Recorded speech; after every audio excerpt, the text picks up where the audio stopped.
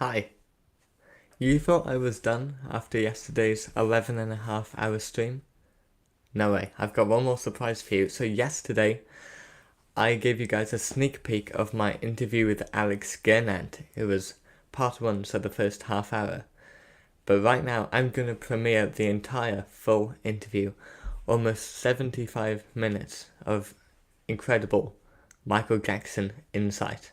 So, let me present this incredible interview for you guys. Here we go.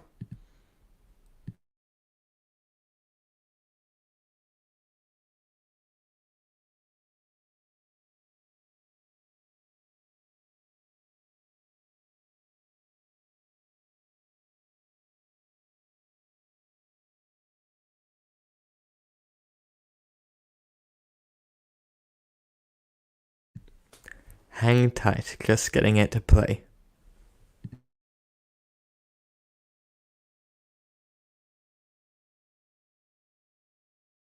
Joining me now is Alex Gernandt. Can you please introduce yourself? Tell us a bit about who you are and what your connection is to Michael Jackson. Hello, Red. First of all, thank you very much for having me, and hello to Michael Jackson fans all over the world. My name is Alex Gernandt. I'm a journalist in Germany for many years, and I was a reporter at Bravo magazine, which used to be the biggest youth magazine in Europe. We sold Wow. about 1.5 million copies a week, and it was very huge. It was founded in 1956 when Elvis came along. That's when Bravo started. I joined in a bit later. And I've been there for 25 years. And during that time, I had the extreme privilege of working with Michael Jackson, who I've been a fan of since 1979, when I first heard Don't Stop Till You Get Enough. And the funny thing is that I'm basically a rock guy, okay? I love Elvis, I love Led Zeppelin, Deep Purple, Black Sabbath, AC/DC, that's my music, basically. Yeah. But when I heard Don't Stop Till You Get Enough on the radio back in 79 when it was brand new, I thought, wait a minute, who's singing that song? This is fantastic. It was a disco song. I loved it. Yeah. And that's how I came to know of Michael Jackson. And never had I dreamed of meeting him one day in person. Right. Absolutely. I mean, what a privilege. So that's really interesting how you weren't really into Michael Jackson's style of music, but then when you heard him, you knew he stood out to you. Absolutely. I got the Off the Wall record, and the title track Off the Wall is still one of my all-time favorite songs. And then I bought Thriller when it came out. I was lucky enough to be young at the time, back in late 82. And I followed the Thriller video. I saw the Beat It video, Billie Jean, one of my all-time favorite songs as well. Yeah. There's quite a few of Michael's all-time favorite songs with me, as with everybody who's tuning in, I'm sure.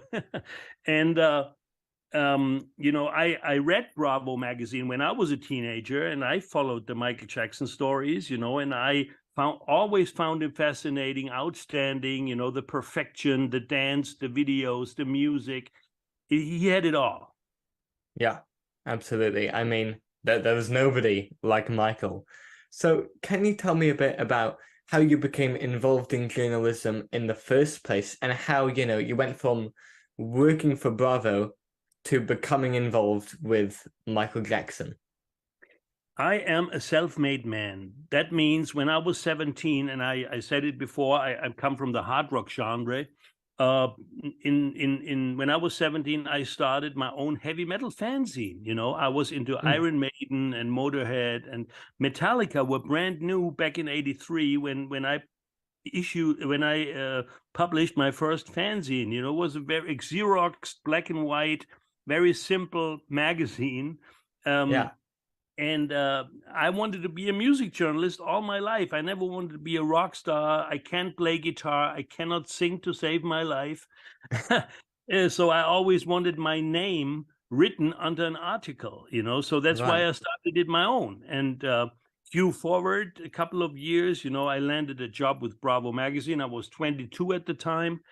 And this was in '88. so Bad was, out at that moment. But I was a music journalist there, and I had the privilege to interview Paul McCartney, Tina Turner, the Bee Gees, Queen, so the big time stars already. Yeah, legends.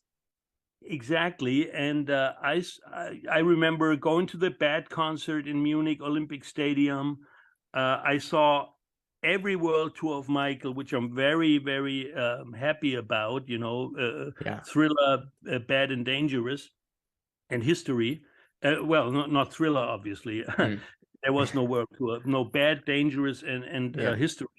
And so in 1992, Michael Jackson started his world tour in Munich on June 27th in Olympic Stadium that he had played before. And it was Munich because the promoter, Marcel Avram of Mama Concerts, he had his office in Munich. That was the headquarters of his world tour promoter. So to honor him or whatever, he started the Dangerous World Tour in Munich. And I got a ticket and I got an invite for an after-show party. And this was held at the small Olympiahalle, not the real Olympiahalle, but there's also a small Olympiahalle. And that's where the after-show party happened, and I got a ticket for that. So I was excited. But I knew that if one would not show up at that party, it would be Michael Jackson. And boy, was I wrong. So I queued up. I got there early after the encore. I rushed to that venue for the after show party. I got in early. I walked in and they had a fair, they had a fair built up. There was, they had different a carousel, and there was I don't know where auto scooter. You say that in English? Auto scooter, the bumper cars? Bumper cars? Yeah. So they had built up that huge thing in that hall, So I'm walking across the hall, and there's maybe 50, 60, 70 people there already. And I walk and I say, hell, let's take a ride in the bumper car, because that's what I love to do in my teenage years. So I got into a car and we drove around with that bumper car, and I looked and I'm in a shock. Because Michael Jackson was in a bumper car. He was in a bumper car with a little guy who turned out to be Albert from Turn Taxis. His mother is very prominent in Germany, Gloria. So it's her son. He was maybe 8 years at the time. And they are in a car and we bump each other. And I can't believe it. This is Michael Jackson. It's not a double, it's him. Yeah. So after the one ride, I'm getting out of the car. He's getting out of the car, and he's passing me by on the stairway. Yeah. And he's facing me, and I'm facing him. It was a total shock because nobody expected him, the recluse, to be at his party. And I say, "Oh, Michael, you're here. That's great." Those were my only words. I didn't introduce myself. I didn't mention Bravo. I said, "Oh, Michael, you're here. That's great." "Oh, thank you very much." He shook my hand and he left. He left the party because now all the people were pouring in. So most of the guests didn't realize that he was actually at his own party. So that was my very first encounter with Michael Jackson. Wow. I mean, that's so unique. I mean, how many people can say they met Michael Jackson on a bumper car? Right. And even at that moment, I knew as a journalist, there would be no chance at all to talk to him, to interview him, to sit down with him. He was not in the media at all because he had some very bad experiences, about the tabloids in the UK, who came up with the wacko Jacko thing and stuff, and the hyperbaric chamber and all that stuff, So he didn't talk to journalists. Right. Now, so go ahead. No, so a year later, I'm in Monte Carlo, of all places, as a reporter, because they have the annual World Music Awards there. And it's an award where, all the best-selling artists from each country are there, So from the UK, I think it was Eric Clapton. From Italy, it was Eros Ramazzotti. From Germany, it was Westernhagen, So they all get their World Music Award. And a special guest was Michael Jackson. And Rod Stewart was there and lots of celebrities. And we had the privilege to stay as Bravo reporters. We always stayed in the same hotel as the artists. And this was, of course, a very expensive hotel, Hotel de Paris. And I'm standing in the lobby, and it's a lot of, in the afternoon, a lot of people are walking around there, celebrities, journalists, everybody. So I'm standing there with Marcel Abraham, who I had mentioned before, who's the world tour promoter for Michael Jackson. And we talk, chit chat. And then he says, Alex, you see the gentleman over there in the corner? Yes. He says, that's Bob Jones. It's one of the managers of Michael Jackson. And I wanted to say, Marcel, let's go up to him and please introduce me. But he was already talking to somebody else. So there I stood alone in that lobby, knowing that the gentleman standing all by himself back in the corner was associated with Michael Jackson. And I learned as a journalist, you have to go up to people. You have to go up, and talk to the people. So I went up to him and I said, Mr. Jones? Yes. He was a black gentleman, he was maybe mid-50s at the time. Yeah. He wore a white uniform jacket, so pretty impressive person, And I said, my name is Alex from Bravo.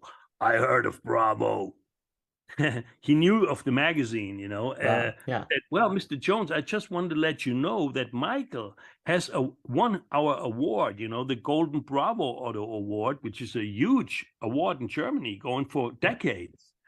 But he never accepted the award, unfortunately.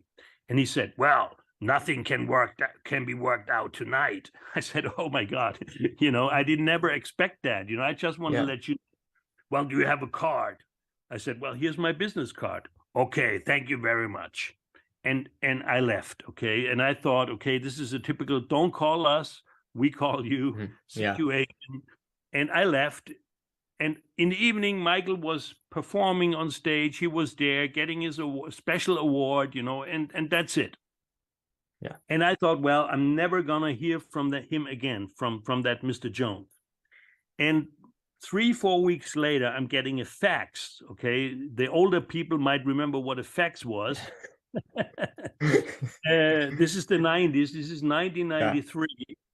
And I'm getting a fax in my office from MJJ Productions. You see the dancing shoes, the logo, it's from Beverly Hills, Wilshire Boulevard, And he says, Mr. Gernandt, it was nice meeting you in Monte Carlo. We would like to invite you to Istanbul on September 23rd, 1993, for the concert of Michael Jackson, and please bring your award. And I couldn't believe it. I told nobody. I told nobody because I thought they might think I'm crazy. Michael Jackson is going to see you. He's going to talk to you. Are you nuts? Right.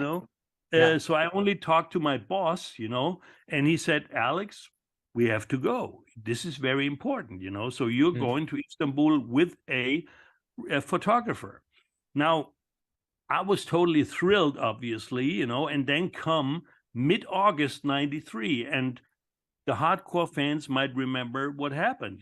There was the allegations coming up. Michael was on tour in Bangkok, in Thailand, and he collapsed. He couldn't do the show. The news broke. The world news broke. Michael Jackson molestation scandal. And I thought, oh my God, now we can forget meeting him. Because they have other things to deal with now and not see Bravo magazine. But they never contacted us. So I called Marcel and asked him, Marcel, what shall I do? I said, well, Alex, you come to Istanbul, you bring the award, you're going to see the show and you're going to meet Michael, I hope, and that's what we did. So we flew to Istanbul on that September 23rd, 93. We booked in the same hotel as the whole crew. We met his cook, we met the dancers, everybody was around in the lobby except for Michael, obviously. And on the day of the show, we were allowed to be in the convoy, there was like 5 vans going from the hotel to the stadium, in Önü Stadium in Istanbul, where the concert was held. And there was police cars and sirens. It was spectacular. And we were in the back one of the back vans going to the concert. So we go backstage, and we hadn't seen Michael yet. Okay, nobody saw Michael. And Bob Jones was there, and he said, "Alex, you go in that room. You wait in that room." And I had a girl winner with me, because when we presented the Golden Auto Award to an artist, whether it's been Roxette or Bon Jovi or David Hasselhoff, whoever, there was always a reader who got the chance, who voted for that artist. And, the first prize was for the winner to fly and meet the artist and hand him the award. Very special. And afterwards, there was a big story in Bravo of the artist with his fan, So I had a girl with me, Karina, and I told her before, it's not sure. I cannot guarantee we are going to meet Michael, but we're definitely going to see the show. She had never flown in a plane in her life before, so it was a great thing for her. But she said to me, "Alex, it would be nice if we could meet Michael." I said, "Well, yeah, I think so too." I wish we meet him, but I will not guarantee that, because if it doesn't happen, you never know with Michael. Okay. So we're waiting in that room, and it was a photo studio. It was a tiny room. It was filled up with photo equipment, flashlights and spots, You could hardly move in the room. It was all full of equipment. And my photographer was not allowed to shoot Michael in that situation. He could only take pictures of the live concert, okay? Because Michael had his own photographer, Sam Emerson, who followed the whole tour, and he had that photo studio set up. So we're waiting, and a couple of minutes later, Bob Jones opens the door, and in steps Michael Jackson.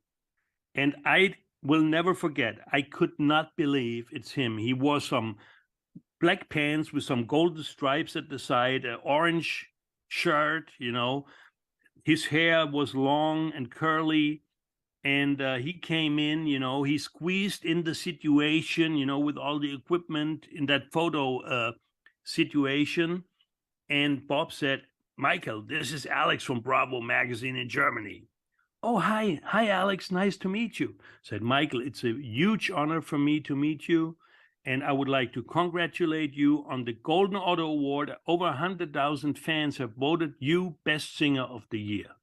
And he was beaming. And I handed him the statue, and he loved it, and he appreciated it, He looked at it, he waited, and then I even dared to say, "Michael, would you kiss the statue for the photo?" "No problem." He kissed the statue for that photo. And then I said, "And Michael, this is a special surprise. This is Karina from Germany. She is a huge fan of you, and she voted for you in the poll." And he shook her hand. He embraced her. He hugged her, and she was all cool. We took pictures of her and him, with the award, a picture of me and Michael. And then he said, "I got to go now. I got to be on stage pretty soon. Thank you so much for your time, Michael. It was a huge honor." And off he went. And Karina, she was so cool, and I was very happy that she was cool, because what if she fainted? That'd be terrible for the story, So she was all cool. And then we went outside, and I couldn't realize what just happened, that I had been granted a meeting with Michael Jackson, who'd never met the press at the time, and it was so special, and we went out to a very special seating arena in front of a special seating area in front of the stage, seated, and in front of us, directly the seat before us, was Catherine Jackson, Michael's mom, because she had came out to support her son in this difficult time. And in that moment, I realized why they didn't cancel our meeting, because it was a positive news. He had won an award as the best singer in Germany. That was a positive thing, and that's why we were allowed to come there. And when he came on stage, after the intro, he shot on stage out of the bottom of the stage. He stood there for like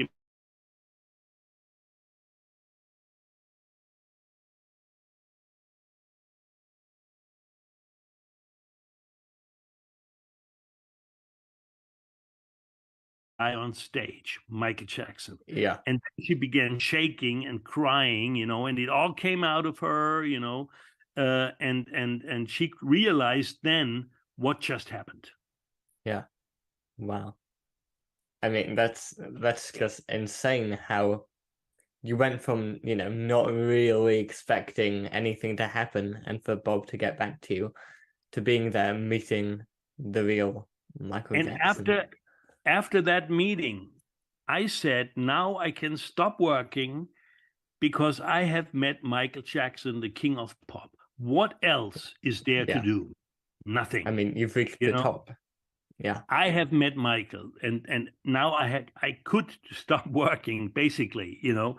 Yeah. And at that moment, I had never dreamt that I would continue to meet him 16 times around the world. Well, I mean, an honor, and one that, you know, very, very few people, you know, had. I mean, he, like you said, he didn't do many interviews with the press. So would you say it was difficult at all to sort of gain his trust? Was there something special about you and Bravo that made him trust you? Well, you know, the second time I got the chance to meet him was on August the 8th, 1994. So almost a year later, 1 year passed, okay? And I was invited to Budapest for the shooting of the history promo clip. You know, with the statue I know. being uncovered, and, you know, the army marching through the streets and Michael being the liberator, you know. Iconic. And exactly. And I was there, and there was a trailer. It was very hot. It was 38 Celsius and sunshine. Ooh. It was very hot there. The people, the streets were filled with people, you know, and everybody wanted to see Michael. And his bodyguard, Wayne Nagin, was there. Bob Jones was there.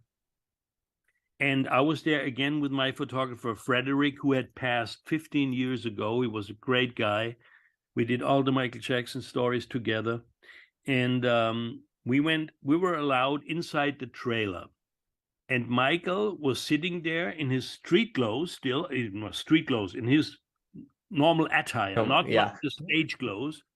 And he was eating a pear, you know, from the hotel catering, you know, and he said hello, and I said, Michael, we met a year ago in Istanbul, and it's a big honor to be here again, you know. And I brought him Bravo magazines with his stories inside.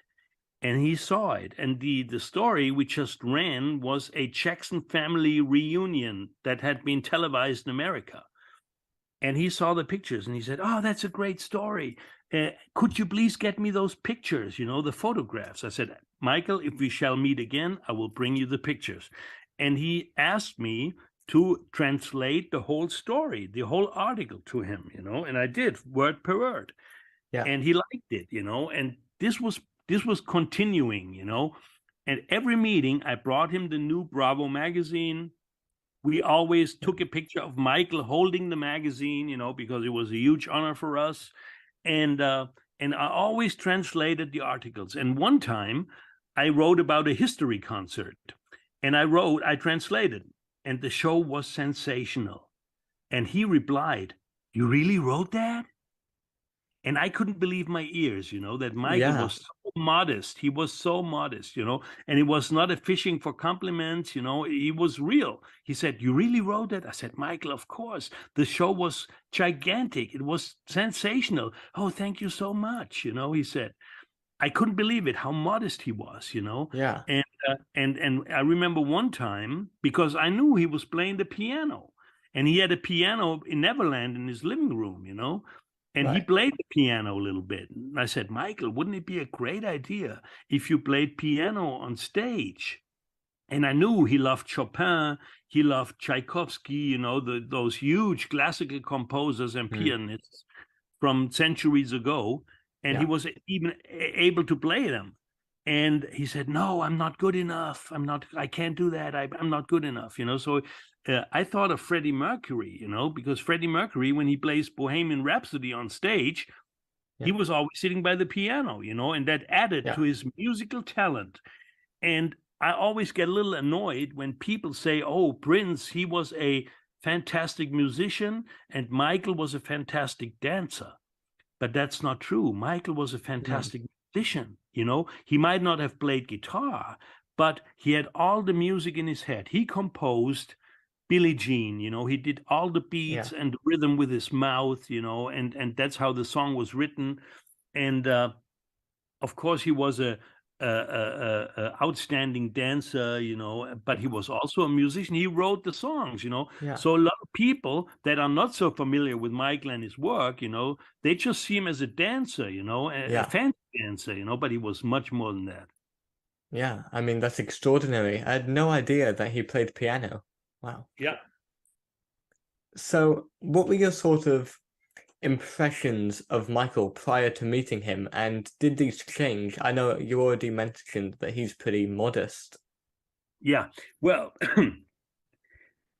before nobody could tell what Michael was like because nobody had met him. You know, you just knew the videos. You read the stories. You know, some of them hilarious, some of them scandalous. You know, most of them made up. You know, because how can you write a story on Michael Jackson when you never talked to him? You know, and so when I met him, you know, the very first meeting, it was like 2-3 minutes. You know, it was hello, thank you very much. You know, it was not a real conversation. Later on, I guess I gained his trust. You know, he liked me. That's what people say, and this is why I always got invited back. You know, to the Scream video, to the Stranger in Moscow video, to the They Don't Care About Us video in Brazil. You know, I'm going to talk about that a little later. To the world tours, to the Wetten das TV show in Germany, always backstage, always meeting him, you know, talking to him. And in time, you know, we hugged each other when we met, you know, he never wore a mask, never. And he was very, very polite, you know, very soft-spoken. He, I only saw once when I was at the Stranger in Moscow shoot, in Van Nuys, California, which is outside of LA, there was an airport hangar, and there he filmed Stranger in Moscow, which is a blue screen video. He is on he's walking, but in the back, you know, it was a blue screen. This is where they put in all the pictures, the black and white, you know, from the video. And he is wearing a coat and he's walking. And from the top came rain, okay? And we were there to watch it. And 3T were there, Taj, Terrell, and TJ. They were also there coming along. They just had the song Why with Michael. And we watched the shooting. And the director was Nick Brandt, who also shot the Earth Song video. And the rain wasn't coming hard, you know, it was just dripping a little bit, you know, and Michael got angry. This is the first and only time when I saw him angry. He said, make it rain harder, make it rain harder. You know, they didn't dare to turn up the rain, you know, to make him all wet, you know, they didn't, but this was the intention of the video. He's walking in the pouring rain. So they didn't dare, you know, and then he got angry. Hey, make it rain harder, he said. Very strict, you know. I said, oh, look at this, you know. Mike was a perfectionist, you know, and he didn't spare himself, you know. He didn't spare his musicians. He didn't spare his dancers. He wanted perfection from everybody involved and himself, of course. And you can see that in the This Is It documentary, in that fantastic movie where everybody is so sad about. It never took place, you know. I was so thrilled to go to London to the U2, to the O2, excuse me, to the O2 arena, and meet him there, you know, and see that fantastic show that never happened, unfortunately. Tell me a bit more about what that was like with This Is It. Well, there was a time in the early 2000s where management had changed and bodyguards had changed. So from that moment on, I never met him again, okay? The last time I had met Michael in person was in 1997 at the Cannes Film Festival, where he introduced and premiered Ghosts. his fantastic movie. Yeah. And I did an interview with Stan Winston there, the special effects guy who directed it. And I know that Vincent Patterson, who you're going to talk to as well, he did some choreography for it. And I met Michael in his hotel suite after the premiere. It was like, 1 o'clock, 1 a.m. in the morning. And then I met him briefly in 99 at the Michael Jackson and Friends concert in Munich, where he hurt himself in the encore, where he had to be hospitalized because he fell on stage, and they had to put him in the hospital in Munich. But after that, management had changed, bodyguards had changed, and I had no access to Michael anymore, So that was very, very sad. And then, of course, he passed in 2009, which was very tragic. I couldn't believe it when I heard the news. Franck Cascio, his friend from New York, he sent me an SMS in the evening. He said, "Alex, have you heard the news? Turn on CNN." So I was watching TV at the time, German TV, and I switched to CNN, and they reported and I just saw how they transported Mike from his house in Holmby Hills to the hospital. And I was shocked, and then I watched the whole night. And sometime it said Michael Jackson, the king of pop, has died at age 50. And I was in tears. I remembered all the good times, that I was privileged to have with him. What an outstanding, often misunderstood artist he was. Yeah. And now that he had gone, before those glorious comeback concerts in London, I was deeply saddened. Yeah. Of course. Well, I mean, it must have been such an amazing time, though, spending time with Michael and seeing all the new music and new short films before they were sort of released to the general public. So what are some of your sort of favorite memories, whether it's from Michael's film sets or otherwise? Yeah. Well, like I said, I was lucky to meet him 16 times all over the world, and each single meeting with him was exceptional. Just to talk to him, to see him in person, it can, words can hardly describe what it was like, and I'm sure all the fans feel it. Very special was obviously me being allowed on the set of Scream, which is still the most expensive music video ever made. Yeah. It featured Janet Jackson, and it was May 18th, 1995, when I was invited to the set in Universal Studios in LA. And I got there and I met Bob Jones. I was meeting Bob Jones there in like 2 p.m. in the afternoon. And then Bill Bray came along, his longtime chief of security, who was formerly chief of police in Los Angeles, God rest his soul. He came there with a black Mercedes 600 SL, a huge car with golden rims. He drove there. He was an older gentleman back in the day. And he said, "Hello, guys." He walked into the catering van. He filled a sack with sweets, and he left again. He only got there to get some sweets for free. I couldn't believe it. And then at 6:30, Michael appeared. He walked straight into his trailer, saying hello to nobody, just walking straight into his trailer. And you must understand that Michael always stayed up long nights, and he slept until late. So he was kind of a night owl. And so he came there at 6:30 p.m. He walked into his trailer, and then Dave Glue, who was then head of marketing of Sony Music in New York, he came there too. So the two had a meeting for the upcoming History double album. And they talked, just the two of them, for about 2 or 3 hours. about the marketing, and Michael always had very strict ideas on how to promote an album.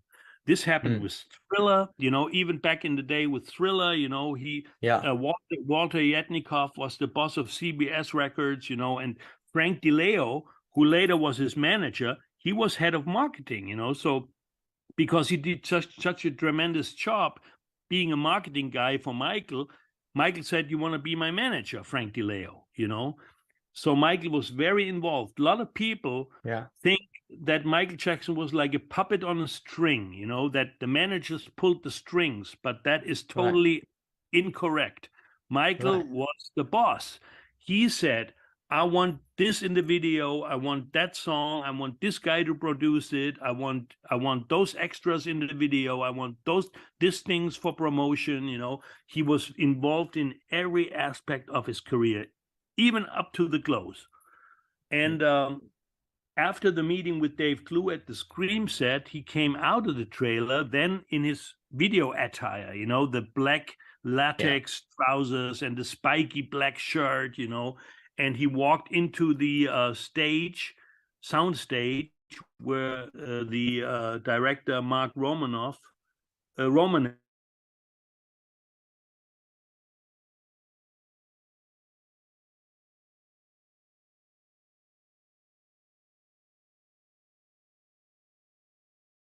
we were always, Bob Jones and me were always sitting in front of the trailer, while Michael was shooting the video.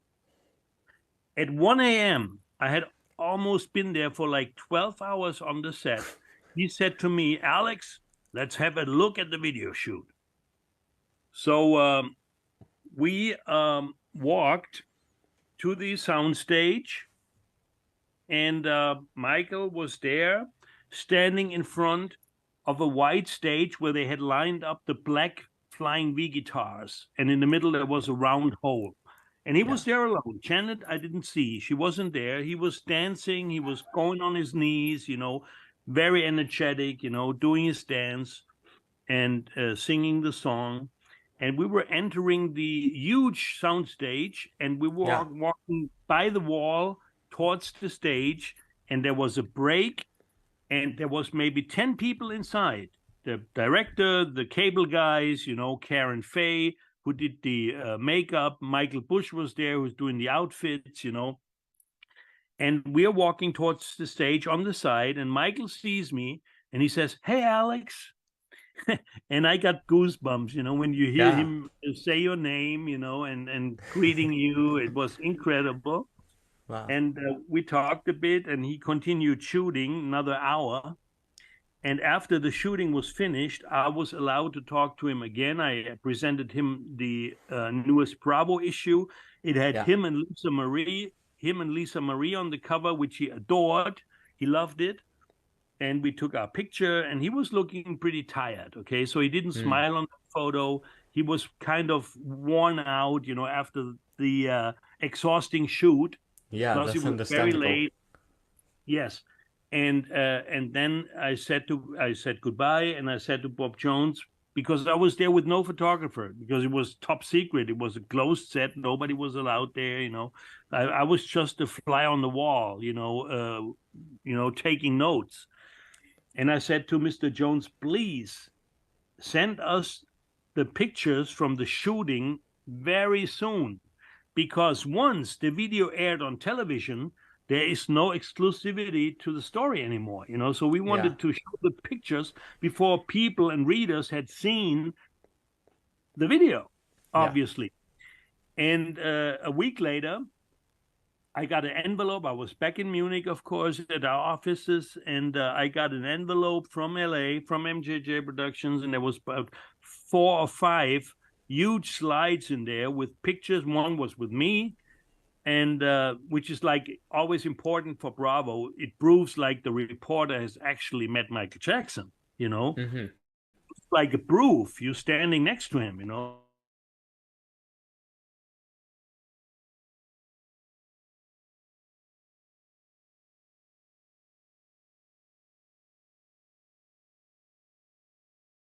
color. And when you remember the video, it's a black and white video. It's a black it's like a Kodachrome. It's not really black and white. It's silverish. It's very special effect on that video. But we had the color pictures. So this was world exclusive. And I was even invited on a late night talk show in Germany to talk about it, and they presented the Bravo cover. And this was great promotion also for Bravo. And Michael had a great success. I think that History is the most sold double album in history. Wow. I mean, the name's fitting there. Mm-hmm. I mean, yeah. And I mean, the songs are very personal, Scream, Stop Pressuring Me, Make Me Want to Scream, DS, he sings Dom Sheldon. It was Tom Snedden who was persecuting him, in the case. Have You Seen My Childhood, all those songs were very personal. Yeah, absolutely. Tell me, did you feel any sort of pressure, being there with Michael Jackson, but also representing, Bravo?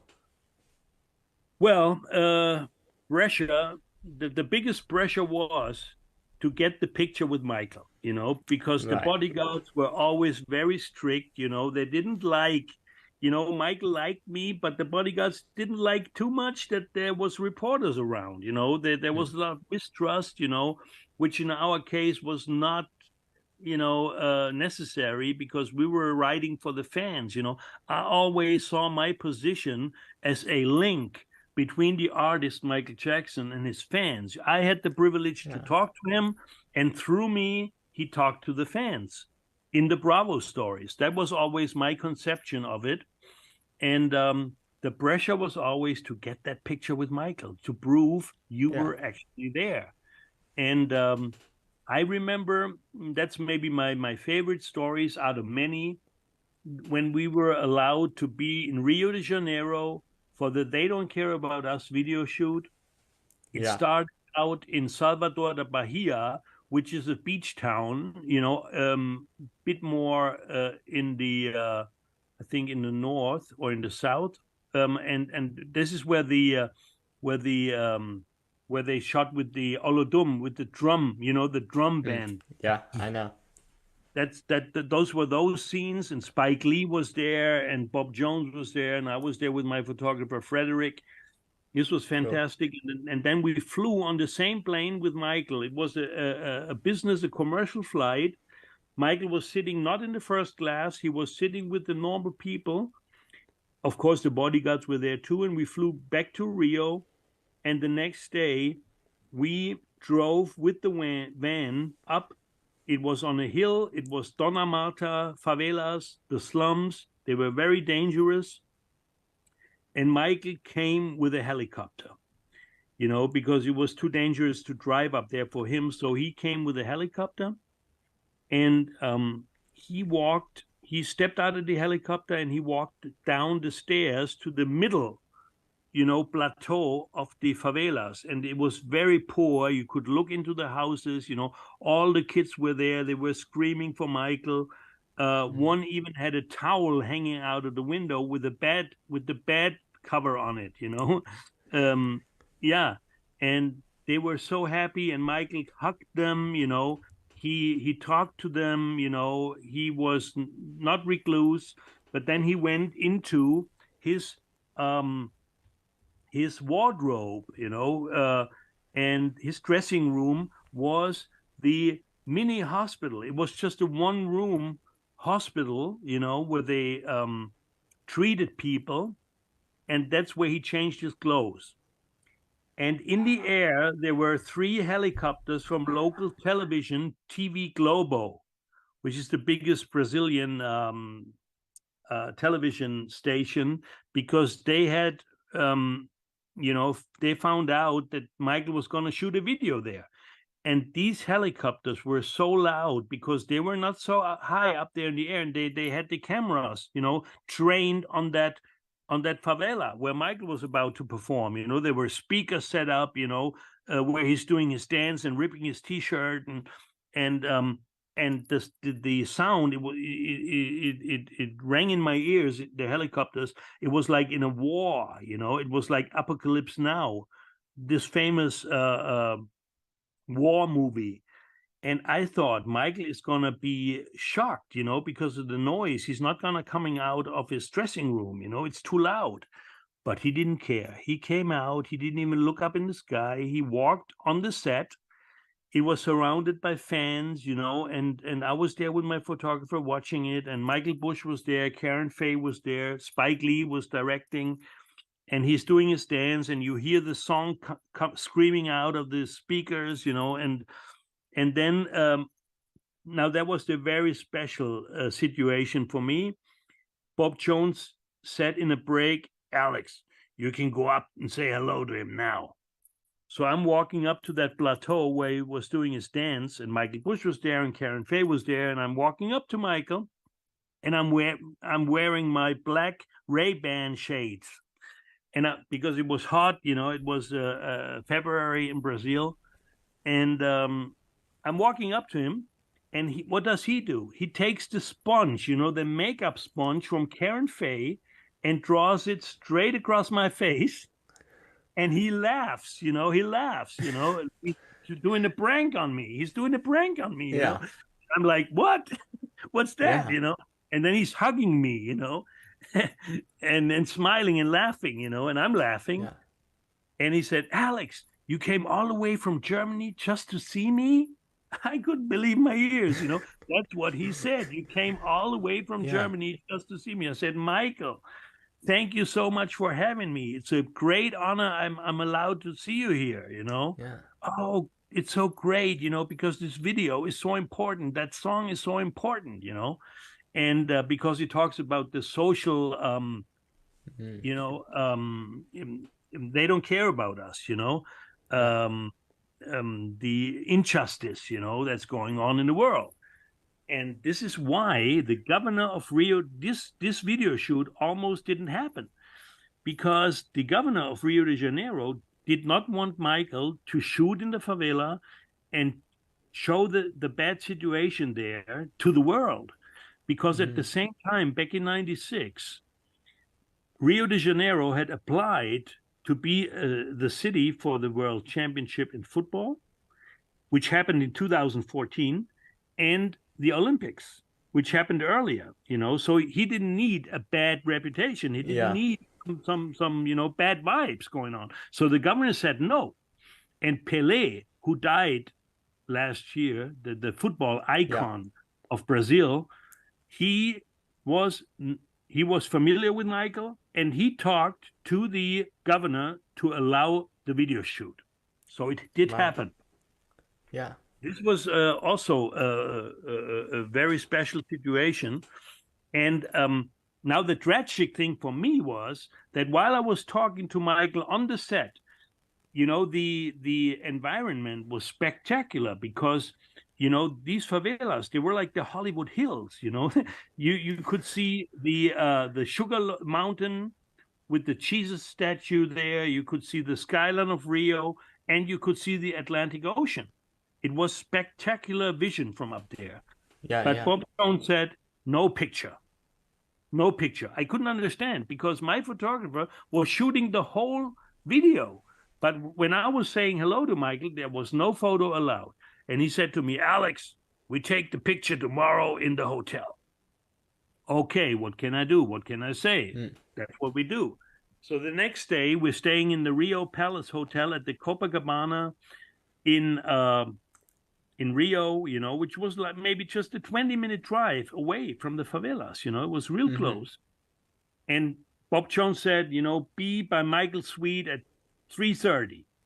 And later on, our flight was going back to Germany, you know, so we were under pressure. Yeah. So we stand at there, you know, 3:30, we're at the suite, waiting, and Bob Jones is there. And I said, "Bob, our taxi is already waiting downstairs. We got to go to the airport pretty soon. Our flight is leaving for Germany." Yeah, hang on. He'll be ready in a minute. Then the door opened and Michael greeted us. We went inside. I congratulated him on the fantastic shoot. It's a spectacular video. It's one of his best songs anyway. They don't care about us. And I thought, if we take the picture inside of the hotel, a hotel room can be anywhere. It could be in Frankfurt, it could be in Budapest, it could be in Tokyo, it can be. I said, Michael, would you mind having our picture taken outside on the balcony? And he said, no problem. Let's go outside, And it was like, 4:00 then, but it was already very dark because there was a thunderstorm brewing. So this is, by the way, the picture that I gave you where we shake hands, that is the Rio picture. Yeah. And you can see we're standing outside on the balcony, because I wanted to capture on the picture a little bit of Rio.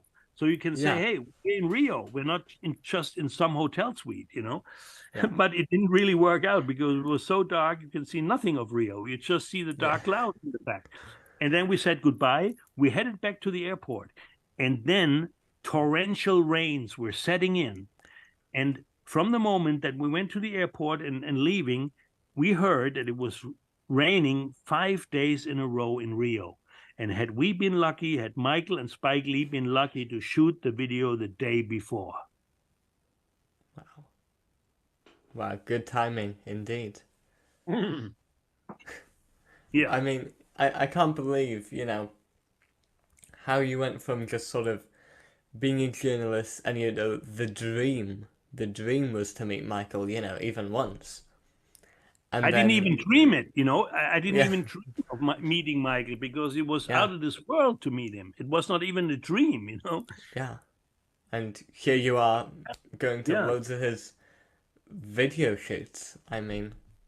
Yes, and we had a fantastic relationship, and it proves I would never say he was my friend, never. This is much too big, he never called me for my birthday. So, but we had a friendly relationship, Yeah. A lot of people say, "Oh, Alex, your friend Michael." I said, "No. This was a professional relationship, and we had a friendly relationship, which is all that I can ask for, We hugged each other, we were always very, very positive vibes around, and it's the biggest story of my life, working with Michael, and this is why I wrote the book. I wrote a book, a small book out in Germany. It's unfortunately just in German, but I didn't want to write a book, Michael and me. This would be too much of an ego thing. So a publishing house came up to me with a concept, and it's a series of books about other artists as well. It's called Popular Misconceptions and Other Truths About Michael Jackson. And I wrote it about Roxette. I wrote it about Bon Jovi. I wrote one about AC/DC, which is those are all artists that I worked very many times with. Yeah. And one was Michael Jackson. And in that book, there's so many books around on him, good books, bad books. There's Moonwalk, of course, which is the official book, and Dancing the Dream. And so I chose like 50 chapters, where I talk about meeting him. I cannot leave that out, because this is what people know, that I have worked with him, so I'm talking about what I just talked about in this interview. But I also had the privilege to talk to a lot of people around him. I talked to Franck DeLeo 1 year before he passed away. I talked to him in 2010 at the Beverly Hilton Hotel where Whitney Houston passed 2 years later. Same hotel. I interviewed Franck DeLeo, which was fantastic. He talked about the old times with Michael. He talked about how he was involved in the end, that Michael wanted him back, and that they had always had a great relationship. I visited his mother, Catherine, which was a huge privilege. 1 year after Michael had passed, he was again in our Paul Bravo Otto Award for Best Singer. And even he had passed, he won it. So I had the privilege to present his mother Catherine with the award. Mm-hmm. I met her in Calabasas, which is like a neighbor town of Encino, you know, and the house of the Jackson family in Encino at Havenhurst had at that moment been renovated. So she lived in another house in a huge mansion that was owned by a TV producer, and that's where I met her. And I showed her pictures of me and Michael so she could realize that I had known him pretty good, you know. Yeah. And when she saw the pictures, she cried. She had tears in her eyes. I gave her a handkerchief. I held her hand. It was very emotional. She was a very sweet person. She told me how she missed Michael every day, how he always had only good intentions, you know, that there was a lot of injustice being done to him. And so this was also a very special meeting. That's in the book, you know. I talked with Slash, who played with him. I talked with Kim Wilde, you know, who was the support act on the Bad Tour. Bad Tour. In '88. Very sweet. I love Kim Wilde. I interviewed her many times, and she talked about Michael, you know, how she didn't want to change with him, you know, how he was so overprotected and like living in a golden cage. And she found him very sweet and very nice, but she wouldn't want to change with him, you know. And I talked to Nile Rodgers, you know, who's a music legend, Nile Rodgers of the group Chic, who wrote a lot of hits for Madonna, Duran Duran, Diana Ross. He worked with Michael on the. He played guitar on "Money" of the History album. Right. Nile Rodgers, you know, he's now the music director of Abbey Road Studios in London. He's a legend, and those are all things in the book. You know, I talk about why you can't say Chaco. You know, why he hated it being called Chaco. Talk about the video shoots, you know, and how he performed for the Queen of England, Queen Elizabeth, you know, back in the 70s. I talk about Lady Diana back in Wembley when he didn't dare to perform Dirty Diana in that show, which was the biggest hit at the time. And Diana confessed to him that this was actually her favorite song. Yeah. So he put it back up in the set list, you know, but he didn't want to perform it at first, you know, because she might blush when and Prince Charles was there as well, you know. Yeah. and I mean, there are so many stories with Michael, you know, about the Jacksons, the Victory Tour, you know, that he didn't want to do initially back in the day, and he only did it because his brothers were broke, you know, his brothers were going through expensive divorces at the time, back in 83, 84. And that's when his mother said to Michael, please participate in the Jackson tour, you know, in the Victory Tour. And he didn't want to do it, you know. And Don King was the promoter, you know, the guy who promoted the Mike Tyson boxing events and stuff. Oh. And and Michael didn't want to do it, you know, but he did it because his mom asked him. His mom begged him to do it. Yeah. So they went on. It was a huge tour in America. They were playing the biggest stadiums. You know, the finale was in the LA Forum in Los Angeles. It was a huge record-breaking tour, and Michael at the time was huge with his Thriller album, and he performed songs like Billie Jean and Beat It during the set, you know.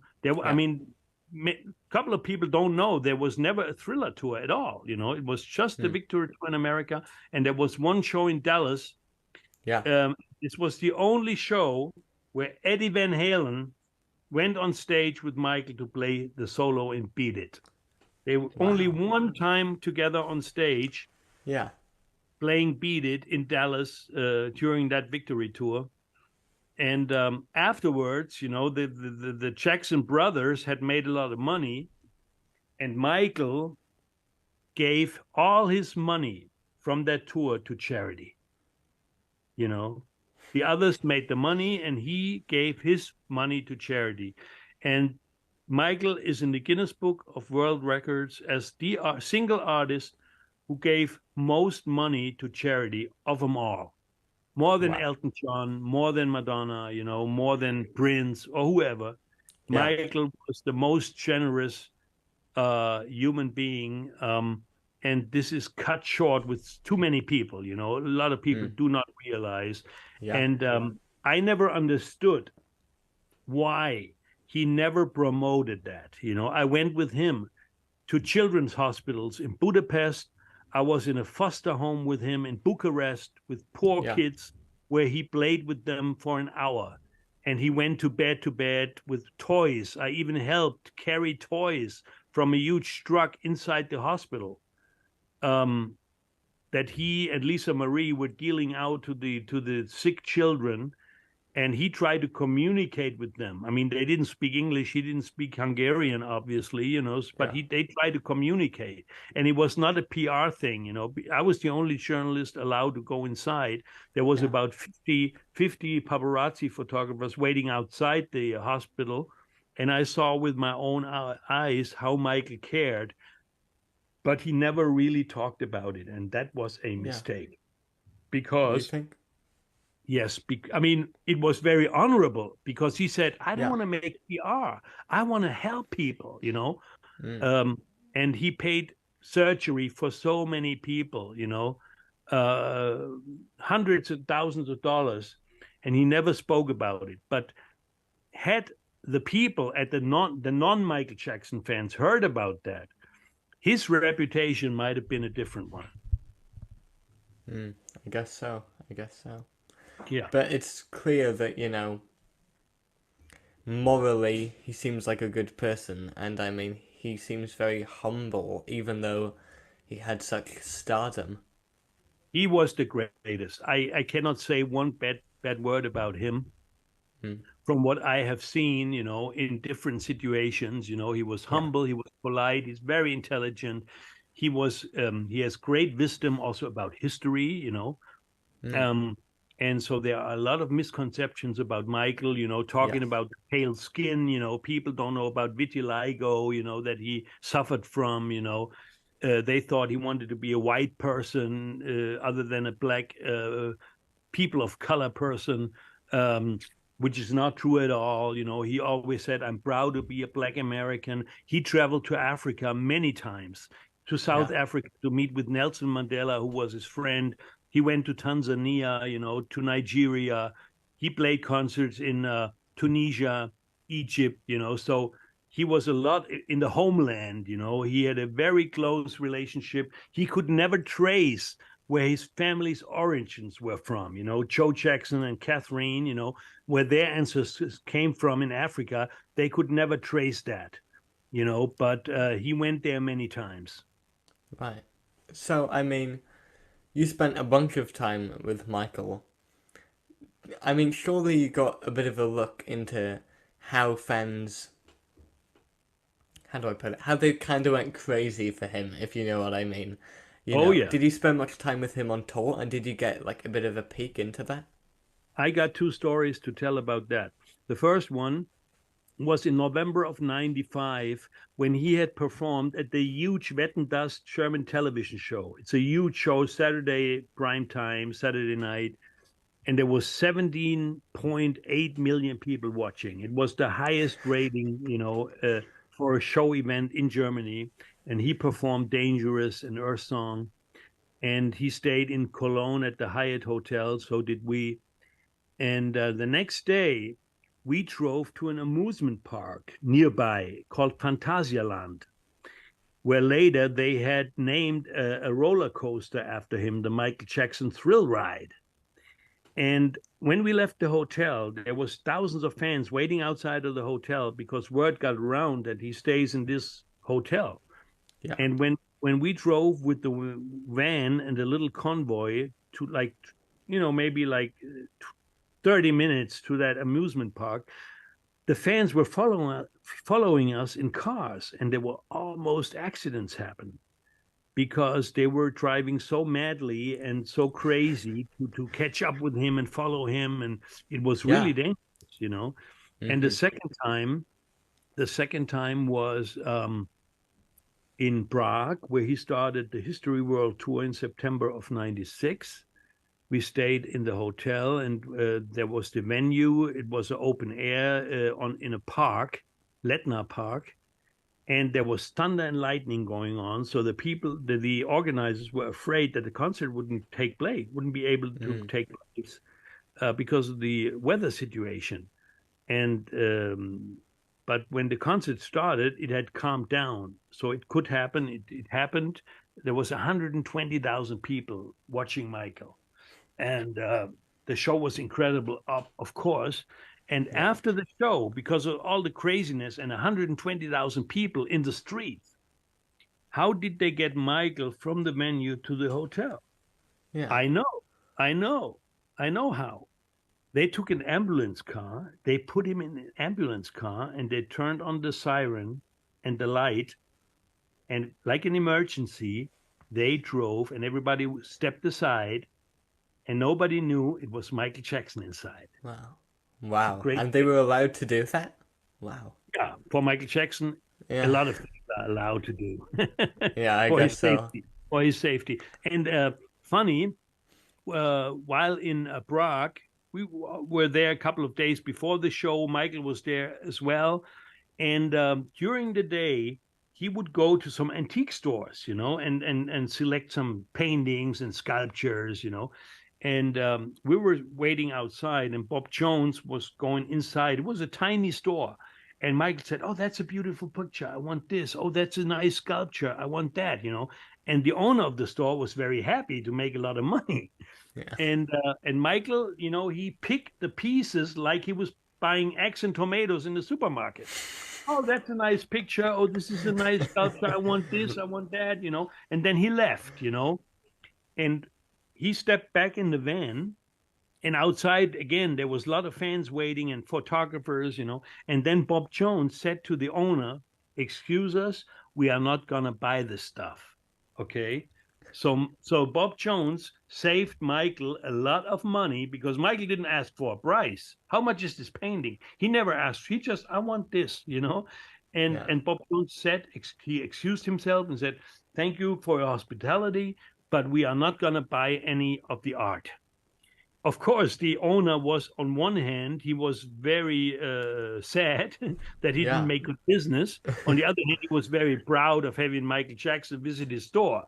And when Michael came back to Neverland, he didn't remember what he wanted to buy in Prague, So Bob Jones really saved a lot of money for Michael. I guess so. So your stories are just incredible. I mean, what a journey, going from Michael was sort of untouchable to then going all these wonderful places with him. But before we go ahead. Sorry.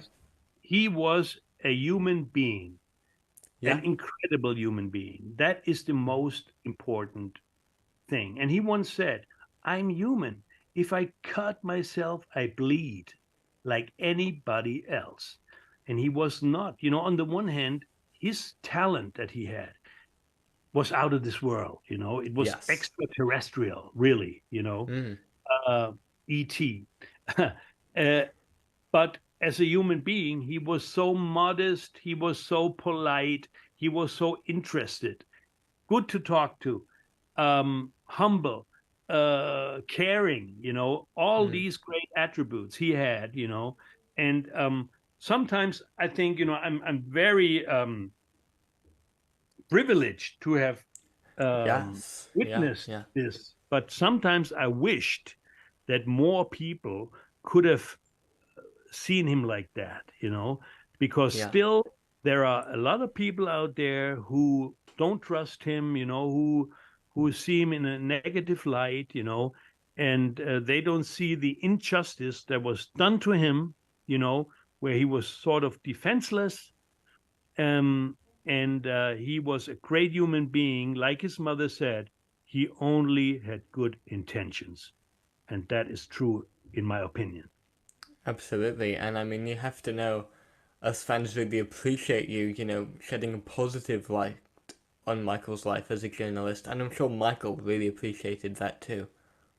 maybe he felt it before, that I was always very fair, that I was not a tabloid journalist, We talked a lot about the music, about the shows, about the videos, his art, This is the most important thing about Michael is his art, that he shared with millions of people. And his life, we cannot fathom what it was like to be Michael Jackson, to be the most well-known person in the world. When you go to Siberia, you go to the desert, Sahara in Africa, to Brazil, to Hawaii, everybody knows Michael Jackson, up to Mongolia and China. He was more known than the Pope, really, and even stars like Robbie Williams or Britney Spears are having a hard time, Whitney Houston, but Michael was much, much bigger than all of them, and all over the world, Prince never played big world tours in stadiums, Michael broke records with Bad, Dangerous, and History, Michael sold 1 billion records, so he's way ahead of Madonna, of Prince, of David Bowie, they're all great artists, but Michael is much bigger. And speaking as a music journalist, if I look back, there are 3 artists in the history of pop music, and this is Elvis, the Beatles, and Michael Jackson. Those are the 3 biggest artists in pop music. And I love them all. Yeah, absolutely. So, as a journalist with so much experience, what advice would you give an aspiring journalist? What's the most important things? I think the most important thing as a journalist is to be open, to be able to go up and talk to people like I did with Bob Jones, that set the whole thing going, and you have to be an expert. You have to find a field, whether it be sports, politics, music, show business. You have to be an expert. You have to be in the game. You have to know you have to do your homework, my creed is that when I talk to an artist for an interview, I know more about the artist than himself, because I did research, and sometimes when you talk to Slash, he might confuse years, he doesn't remember when the first album, Appetite for Destruction, Guns N' Roses, came out. He doesn't know whether it was 97 or 96, but and I interviewed Cher, and I met her in Los Angeles. I'm a huge fan of Cher as well, so it was a dream come true again to meet her. And she said a sentence to me in the interview. He said, Alex, I wanted to quit singing, but John said, you have so many songs in you, you have to continue. And then I answered, John Kalodner. And this is not a very familiar name to many people, but he is a very important A&R manager in music business in America. He's now retired, but she just said John, it was not John Bon Jovi. It wasn't John Lennon, and I knew it was John Kalodner. And she was very impressed that I had the background knowledge of her saying John and I'm saying Kalodner. Those are the little things that make artists appreciate you. When you cannot talk to Bon Jovi and say Slippery When Wet was your first album. It was his third, and Off the Wall was not Michael Jackson's first solo record, You have to keep that in mind. You have to know that, and then you can be good. Right. That's what you should, aim for. Aim for, yeah. Exactly. That's really great advice there. So, I mean, thank you ever so much for joining me today. It's been an absolute pleasure talking with you. Is there anywhere where the fans can follow you online, or do you have any last words? Well, last words is too early for, really. But you can follow me on Alex Gernandt at Facebook. I have a page where I share a lot of photos, a lot of Michael there. And on Instagram, Alex Gernandt, you can find me there. And I thank you, Red. It was an extreme pleasure to talk to you. You are very well prepared. It was a pleasure to talk to you. And I say hello again to all the Michael Jackson fans. and all the other people that you are interviewing, Jennifer Batten, Vincent Patterson. You have a great cast of people. Thank I you. appreciate what you are doing for Michael, at a young age, and it was a pleasure, and I hope to hear from you again. You certainly will. Thank you so much. That means a lot. You take good care. You too. Thank you very much.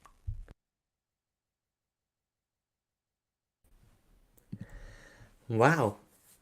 And there you have it. That was my interview with the wonderful Alex Gernandt. I hope you all enjoyed it. It's been a ride, hasn't it? Yesterday, 11.5 hours of interviews, and now an extra hour and a quarter today. So, over 12 hours of interviews.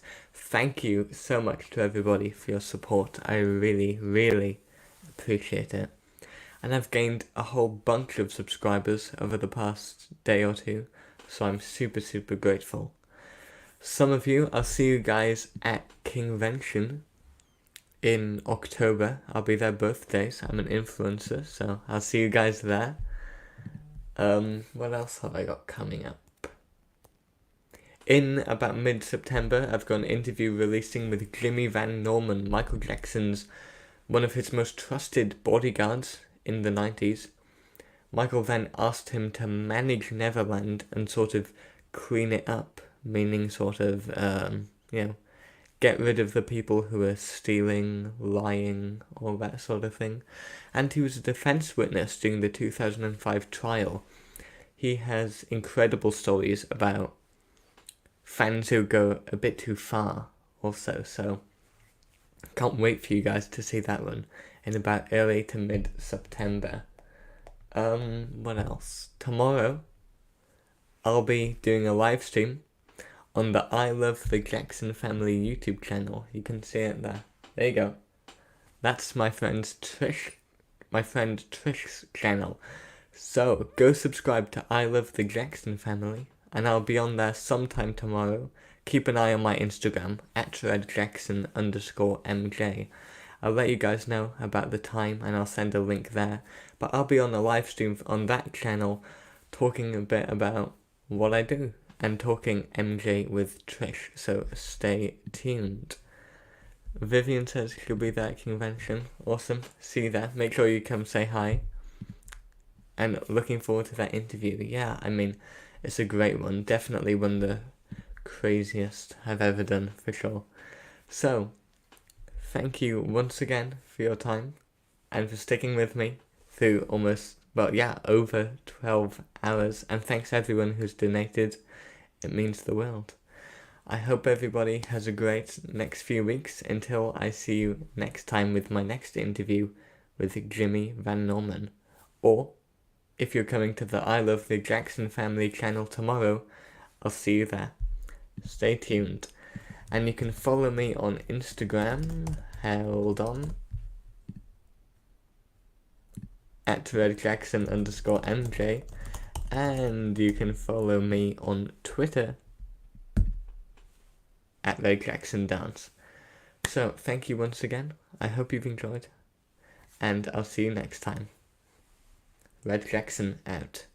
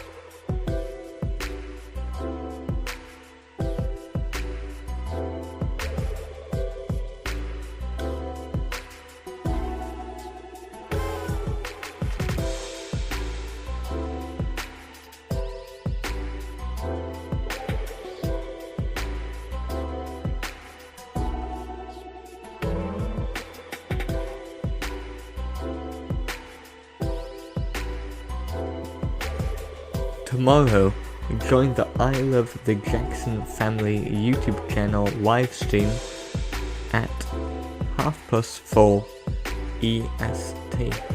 Be there. I'll be there. Join me.